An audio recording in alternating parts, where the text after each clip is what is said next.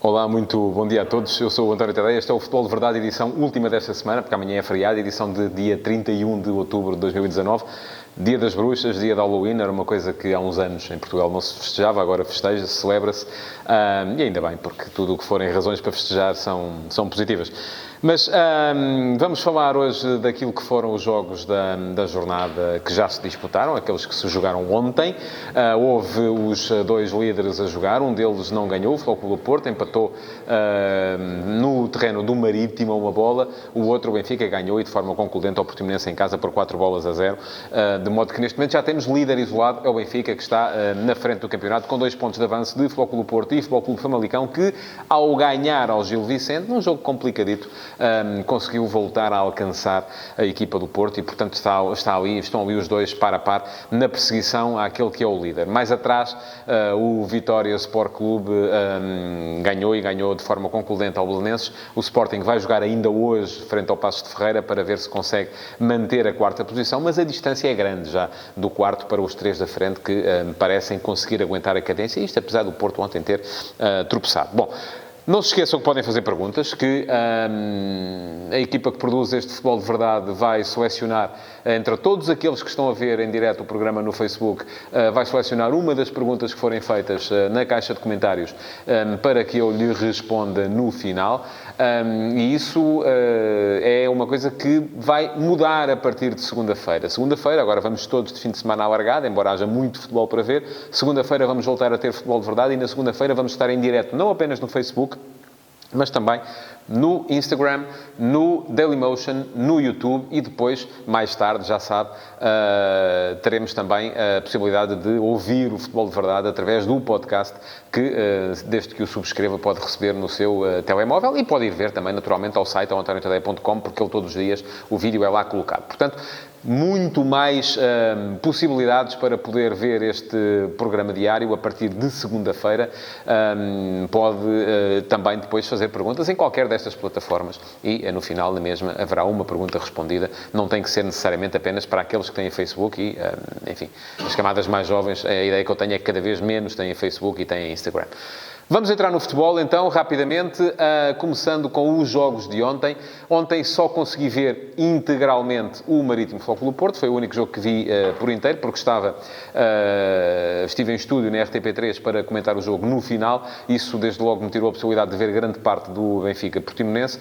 Antes disso, vi a segunda parte do Rio Ave Moreirense e um massacre do Rio Ave. Aquilo que o nevoeiro foi deixando de ver. Um massacre do Rio Ave que, no entanto, não conseguiu chegar além do empate frente a uma equipa do Moreirense bem organizada e com o Mateus Pazinato muito bem na baliza.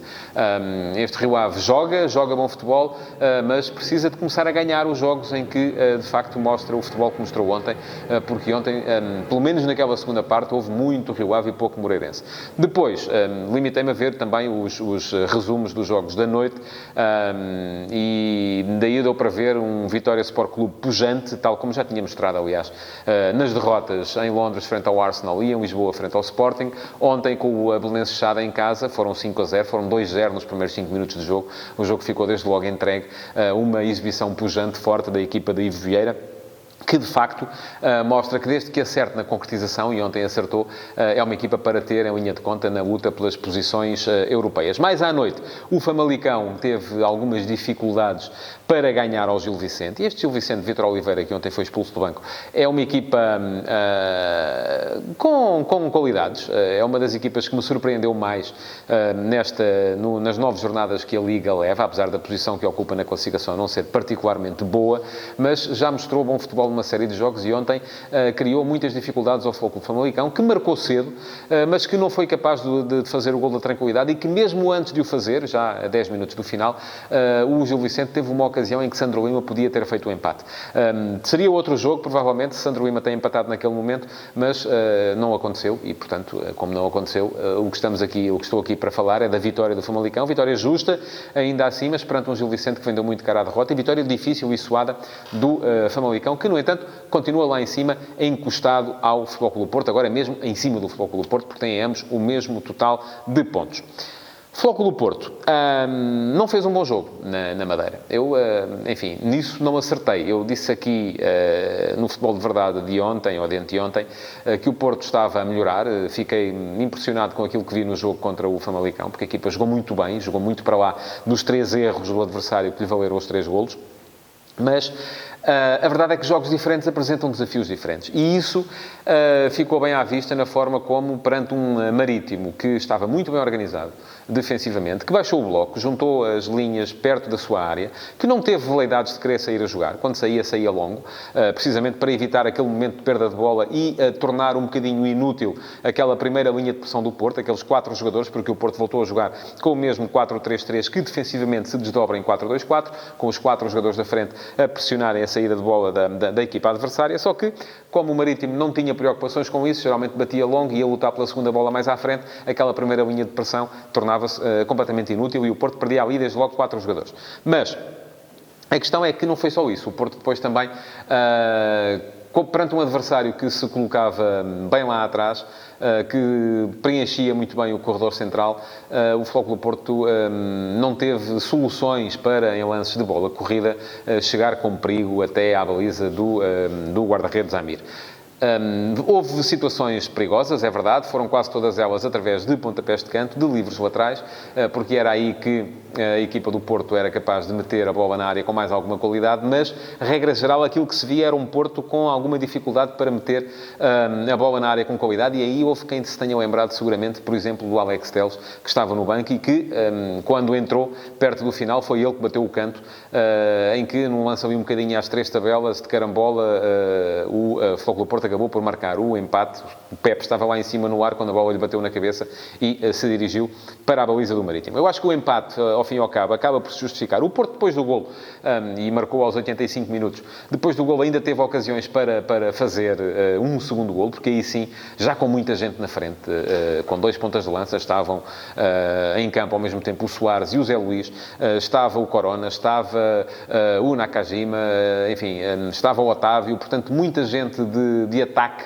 estava já o Alex Telles para meter as tais bolas de qualidade na área através de cruzamentos, e aí também dá-me a ideia que se apoderou um bocadinho do Marítimo o medo de perder, porque a equipa do Marítimo até aí tinha estado quase sempre bem organizada, à procura de um 4-4-2 em termos ofensivos, a baixar para um 4-1-4-1 defensivamente, porque o Edgar Costa, que era extremo-direito ou médio-direito, geralmente fechava por dentro e quem vinha fechar o corredor direito era o japonês Maeda, mas a equipa do Marítimo, que até aí tinha estado sempre impecavelmente organizada, dá-me a ideia que quando sofre o gol do empate fica acometida daquela questão do medo de perder e agora o que é que vai acontecer, e então aquilo que se viu foi que o Porto, naqueles últimos 5 minutos, que foram 11 minutos, por causa dos descontos, o Porto, e descontos perfeitamente justificados, é bom que se diga, e o Porto, nesse momento, quase que ganhava o jogo.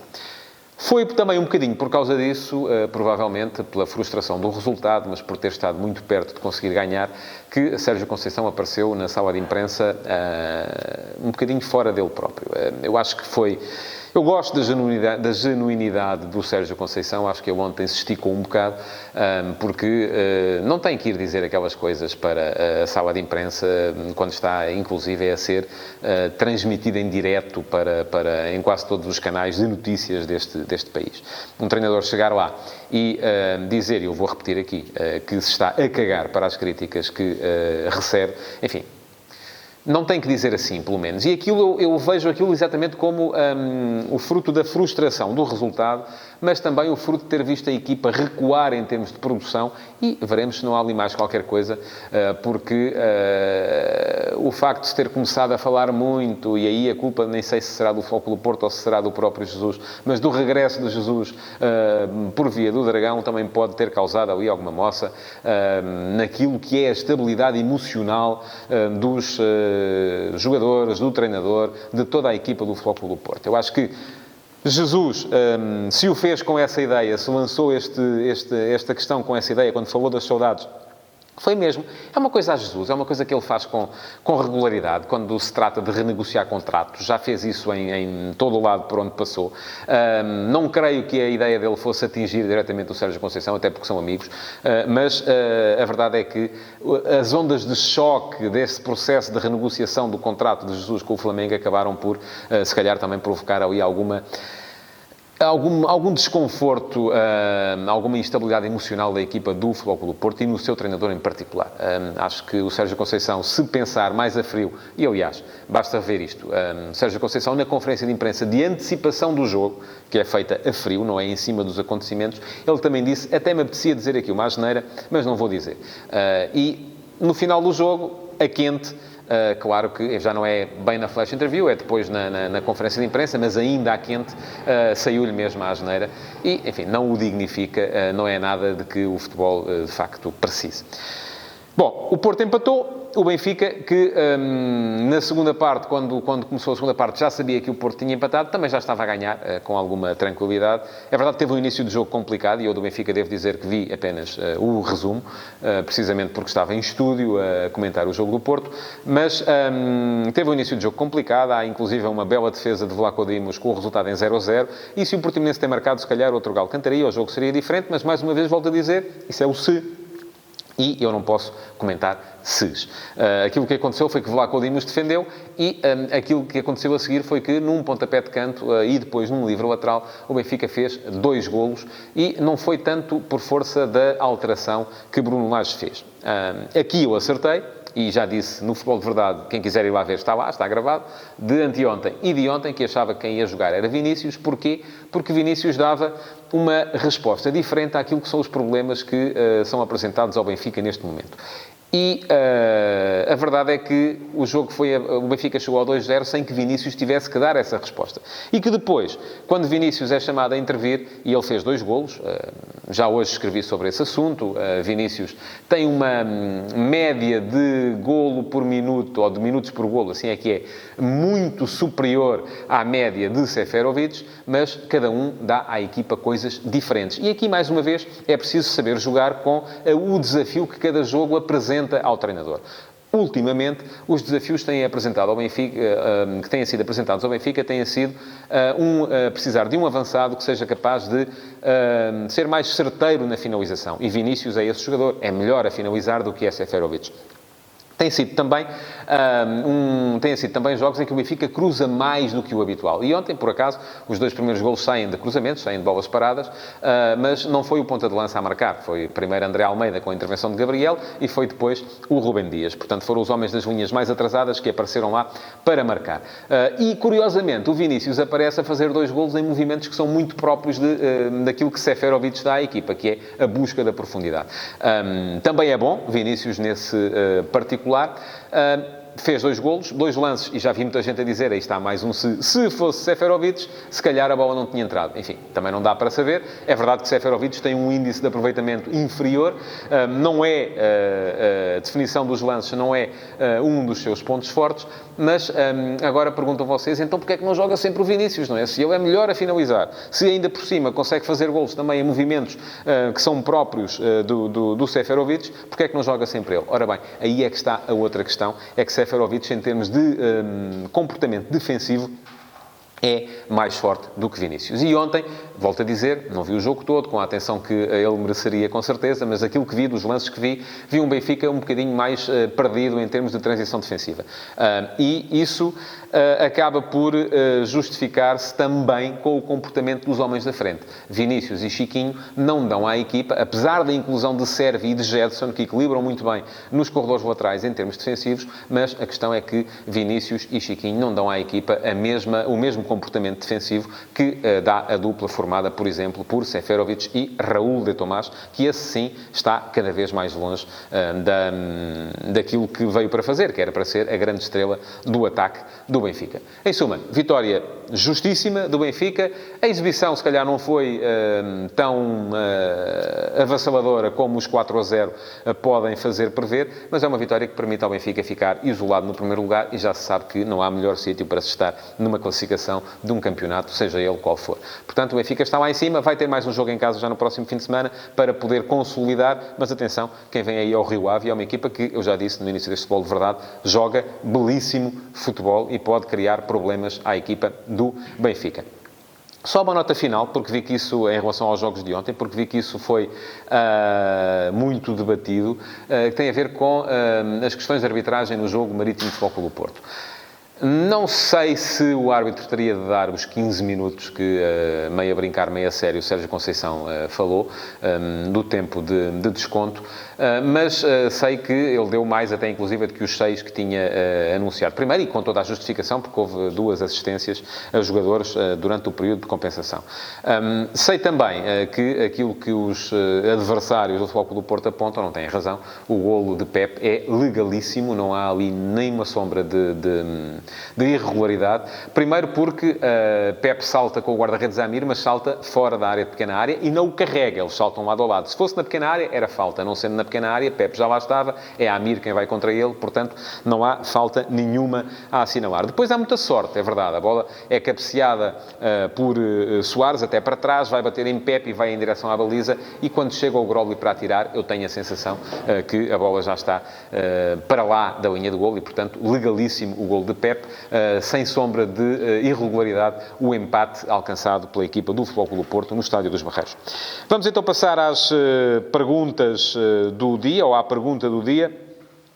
E perguntam, olha, um tema bastante interessante que me perguntou Pedro Carvalho, que me diz, olá Pedro, muito bom dia, fala-se de uma fusão da Liga Holandesa e da Liga Belga, acha que devia haver uma fusão ibérica? Portanto, eu presumo que pergunta ao Pedro se eu acho que devia haver uma Liga Ibérica. Eu acho que para nós seria ótimo, para os espanhóis nem por isso. Não vejo nada que os espanhóis pudessem ganhar com isso, vejo muito que as equipas portuguesas pudessem ganhar com isto. Isto tem a ver com uma questão muito simples, que é uma questão de mercado. Até onde é que se chega? E o mercado vai definir tudo. O mercado define a receita.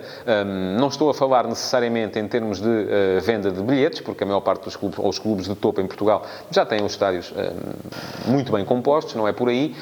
Não era por vir cá um Real Madrid, um Futebol Clube Barcelona, um Atlético de Madrid, que, enfim, haveria mais enchentes ou não. Os estádios já estão particular ou relativamente cheios em quase todos os jogos, mas é sobretudo por uma questão de mercado em termos de merchandising, porque se a partir do momento em que estiverem a jogar no campeonato de um Real Madrid ou de um Barcelona, os clubes portugueses vão ter outra visibilidade em termos, sobretudo, internacionais. E é também por uma questão de mercado televisivo, porque, naturalmente, os direitos televisivos de uma Liga Ibérica seriam muito mais bem pagos do que os direitos televisivos de uma Liga Portuguesa. Agora, se calhar não seriam assim tão mais bem pagos do que uma Liga Espanhola. Daí que eu diga que para os espanhóis a diferença não seria assim tão grande, não lhes daria a eles nada de extraordinário esta fusão, que eu até admito que fosse boa para nós, mas para eles era um bocadinho igual ao litro. Aquilo que eu acho, e é por isso também que eu digo, que aquilo que Portugal devia fazer neste momento era bater-se por ter uma palavra a dizer na criação daquilo que é inevitável e que aí virá em breve, que é a Liga Europeia. E nessa, sim, das duas uma. Ela vai aparecer, quer queiramos, quer não queiramos, porque a maneira de pensar das novas gerações já não é nacional, é europeia. E aquilo que temos que fazer é assegurar que temos uma palavra a dizer na forma como ela vai ser criada. Porque se continuamos aqui a assobiar, a olhar para o lado e à espera que as coisas aconteçam, o que vai acontecer é que ela vai aparecer e não vai aparecer em moldes que nos possam, eventualmente, favorecer. Inclusive, veremos se vai ser uma liga aberta ou fechada, e para nós dava-nos jeito que fosse uma liga aberta, e se vamos ter acesso a ela ou não, e para nós, obviamente, dava-nos jeito que ter acesso a essa liga. Pronto, chegamos ao fim do Futebol de Verdade de hoje. Muito obrigado por terem estado aí desse lado. Não se esqueçam de reagir, de partilhar, de comentar, de pôr like no vídeo e aquilo que tenho para vos dizer também, e de subscrever o podcast do Futebol de Verdade, e aquilo que tenho para vos dizer é que a partir de segunda-feira, então, já vamos estar em direto em mais plataformas e, portanto, não tem que ser necessariamente no Facebook, podemos estar um bocadinho por todo o lado para poder assistir ao Futebol de Verdade. Muito obrigado por ter estado aí e até amanhã. Até segunda-feira, assim é que é.